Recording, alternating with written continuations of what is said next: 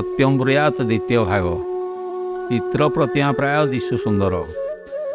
ଏହା ଏକ ଚିରନ୍ତନ ସତ୍ୟ ଯେ ପ୍ରତିଟି ସୁଖ ଭିତରେ ଦୁଃଖଟିଏ ଲୁଚିକରି ରହିଥାଏ। ଅଜ୍ଞାନ ମଣିଷ ସେଇଟିକୁ ଦେଖି ନ ପାରି କ୍ଷଣିକ ସୁଖରେ ଭୋଳ ହୋଇଯାଇଥାଏ ଏବଂ ଯେଉଁଦିନ ସେହି ସତ୍ୟଟିକୁ ସାମ୍ନା କରିଥାଏ ସେଦିନ ସେ ଦୁଃଖରେ ଭାଙ୍ଗି ପଡ଼ିଥାଏ। ମୁଁ ଏହାର ସମସ୍ତ ଉଣା ଅଧିକେ ଅଙ୍ଗେ ନିଭେଇଥିବା ଉଦାହରଣ ଦୁଇଟି ଦେବାକୁ ଚାହୁଁଛି। ଗୋଟିଏ ବାପର ଜୀବନରେ ସବୁଠୁ ସୁଖମୟ ଦିନ ହେଉଛି ଯେଉଁଦିନ ତା'ର ପୁଅଟି ଚାକିରି କି ବେପାର କରି ପ୍ରଥମ ଉପାର୍ଜନ ଟଙ୍କା ଘରକୁ ଆଣି ତାକୁ ଦେଇଥାଏ।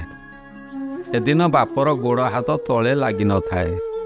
ସାଇ ପଡ଼ିଶା ବନ୍ଧୁବାନ୍ଧବ ସମସ୍ତଙ୍କୁ ସେ ସେଇ କଥାଟି ବାରମ୍ବାର କହୁଥାଏ, ଶୁଣିଲଣି, ମୋ ପୁଅ ଚାକିରି ପାଇଗଲା, ମାସକୁ ଦରମା ଏତେ କହି ତା ଛାତିକୁ କୁଣ୍ଢେ ମୋଟ କରିଦେଇଥାଏ। କିନ୍ତୁ ସେତେବେଳକୁ ବାପଟି ବୁଝିପାରୁନି ଯେ ଏଇଟା ହିଁ ତା'ର ଦୁଃଖମୟ ଜୀବନର ପ୍ରଥମ ଦିନ। ଦିନକୁ ଦିନ ପୁଅ ଯେତେ ଅଧିକା ରୋଜଗାର କରୁଥାଏ ସେତିକି ସେ ବାପାଠୁ ଦୂର ହୋଇଯାଉଥାଏ। ଯେଉଁଦିନ ପୁଅର ରୋଜଗାର ତା'ର ଶୀର୍ଷ ସ୍ଥାନରେ ପହଞ୍ଚିଯାଏ ଓ ବାପାର ସର୍ବନିମ୍ନ ହୋଇଯାଏ ସେଇଦିନ ସେମାନଙ୍କ ସମ୍ପର୍କ ପ୍ରାୟ ଛିନ୍ନ ହୋଇଯାଇଥାଏ। ତାପରେ ତାକୁ ପୁଅ ପାଖରେ ଟଙ୍କା 100ଟି ପାଇଁ ମଧ୍ୟ ହାତ ପତେଇବାକୁ ପଡ଼ିଥାଏ ଏବଂ ଏହି 100ଟି ଟଙ୍କା ଦେବା ନ ଦେବା ପୁଅର ମର୍ଜି ଉପରେ ନିର୍ଭର କରିଥାଏ। ଥରେ ଭାବନ୍ତୁ ତ, ପୁଅର ଯେଉଁ ଟଙ୍କା ପ୍ରଥମ ଦିନ ଆପଣଙ୍କୁ ଏତେ ସୁଖ ଦେଇଥିଲା ସେ ଆପଣଙ୍କର କ'ଣ କାମରେ ଆସିଲା? ଯେଉଁଦିନ ଏଥିପାଇଁ ଆପଣ ଖୁସିରେ ଆତ୍ମହରା ହୋଇ ପଡ଼ିଥିଲେ ସେଦିନ ଗଲା କୁଆଡ଼େ?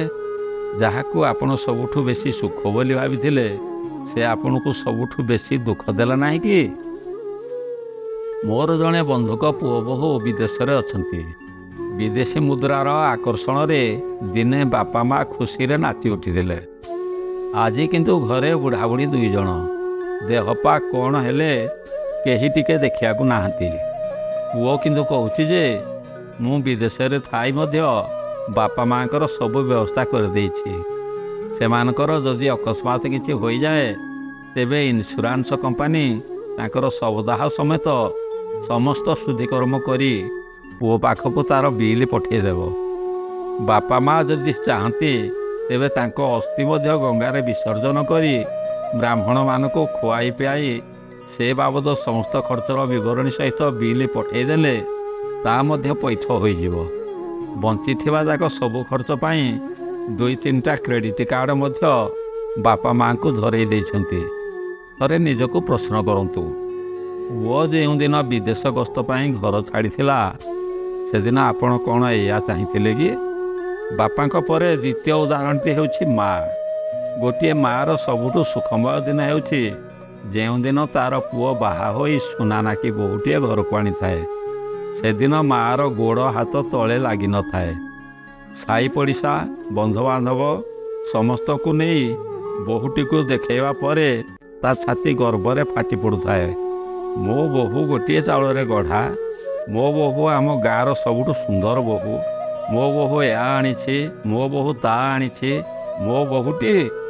ମା କିନ୍ତୁ ଜାଣିପାରୁନି ଯେ ତା'ର ସମସ୍ତ ସୁଖ ଓ ଆନନ୍ଦର ଉତ୍ସ ବୋହୂଟି ଭିତରେ ହିଁ ତା ଜୀବନର ସବୁଠୁ ଦୁଃଖମୟ କାହାଣୀଟି ଲୁଚି ରହିଛି। ଯେଉଁ ବୋହୂକୁ ମା ଦିନେ ମୁଣ୍ଡ ଉପରେ ବସେଇ ବୁଲଉଥିଲା ସେଇ ବୋହୂ ହିଁ ପରେ ତାକୁ ଛେକେରା ନାକେରା କହି ନାକ ଟେକୁଛି ଆଉ ଆପଣ ଅସହାୟ ହୋଇ ଖାଲି ଚାହିଁ ରହୁଛନ୍ତି। ଦୁନିଆରେ ପ୍ରତିଦିନ ଏମିତି ଘଟଣା ଘଟିବାରେ ଲାଗିଛି। ଗୋଟିଏ ମା ତା'ର 4ଟି ଯାକ ପୁଅକୁ ଏକୁଟିଆ ପାଳିପାରୁଛି ଅଥଚ 4ଟି ଯାକ ପୁଅ ମିଶି ଗୋଟିଏ ମାଆକୁ ପାଳି ପାରୁନାହାନ୍ତି। ଶେଷକୁ ମା ବାଣ୍ଟି ହୋଇଯାଉଛି। ଆଜି ଏ ପୁଅ ଘରେ ତ କାଲି ସେ ପୁଅ ଘରେ। ଜଣେ ପୁଅ ଯଦି ମାଆକୁ ଏକୁଟିଆ ରଖିବାକୁ ରାଜି ବି ହୋଇଯାଏ ତେବେ ଏଇ ବୋହୂଟି ସାଙ୍ଗେ ସାଙ୍ଗେ ଚିତ୍କାର କରି କହିବ, କାହିଁକି?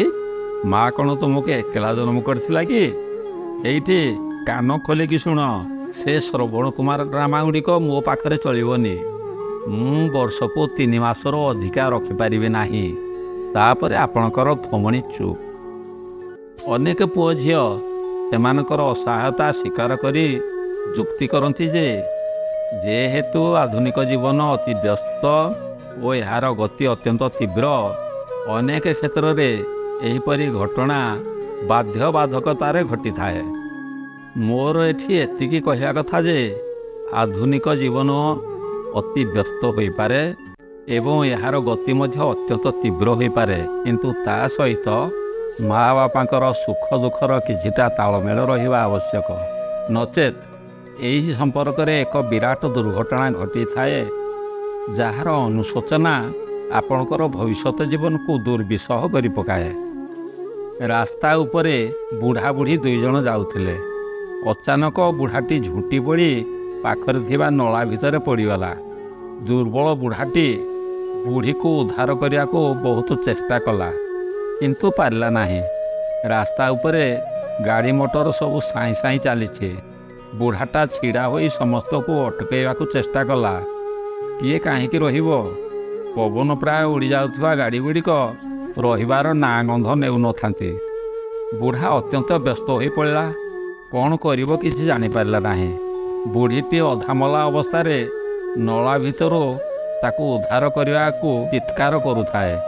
ବୁଢ଼ା ସେଠୁ କ'ଣ କଲା ନା, ରାସ୍ତା ଉପରୁ ଗୋଟେ ମାଙ୍କଡ଼ା ପଥର ଉଠେଇ ଆଗରୁ ତୀବ୍ର ଗତିରେ ମାଡ଼ି ଆସୁଥିବା ଗୋଟେ ଲମ୍ବା ଗାଡ଼ି ଉପରକୁ ଖୁବ୍ ଜୋରରେ ଫିଙ୍ଗିଦେଲା।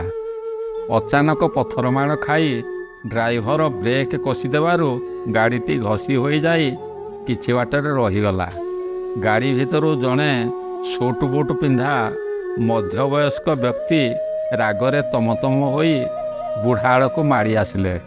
ବୁଢ଼ା ତାଙ୍କୁ ନଳା ଆଡ଼କୁ ହାତ କରି ବୁଢ଼ୀକୁ ଦେଖାଇବାରୁ ଭଦ୍ରବ୍ୟକ୍ତି ଜଣକ ଟିକେ ନରମିଗଲେ ଓ ତା ସହିତ ମିଶି ବୁଢ଼ୀକୁ ଆସନ୍ନ ମୃତ୍ୟୁମୁଖରୁ ଉଦ୍ଧାର କଲେ।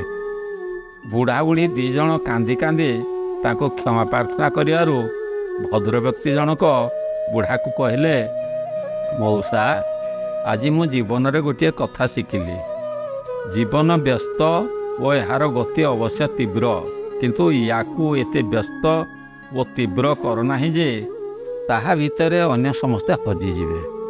ଆଜି ଜାଣିଲି ଯେ ତୀବ୍ର ଗତିରେ ଗାଡ଼ି ଚାଲୁଥିଲେ ମନୁଷ୍ୟ ଏତେ ଉତ୍ତେଜିତ ହୋଇ ରହିଥାଏ ଯେ ତାକୁ ଆଖପାଖର ଘଟଣା ଆଦୌ ଦୃଶ୍ୟ ହୁଏ ନାହିଁ।